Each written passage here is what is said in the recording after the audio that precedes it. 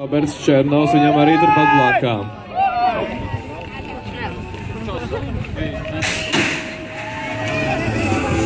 Šeit jau 10. brauciens, otrajā priekšbrauciena kārtā. Un pēc pirmās virāžas kā līderi šobrīd ir Tomas Zeits no Rīgas favorīta, bet kā otrais ir Ozolens sportists Valters Jonas. Un trešais ir arī Rīgas favorīta sportists. Tas ir. Šobrīd trešais jau ir Tālavietis.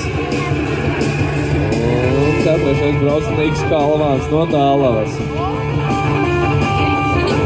Ceturtais ir Edvards Salmanis, bet pirmais joprojām Ozolens sportists Valters Jonas. Bet Tālavietis jau otrajā pozīcijā.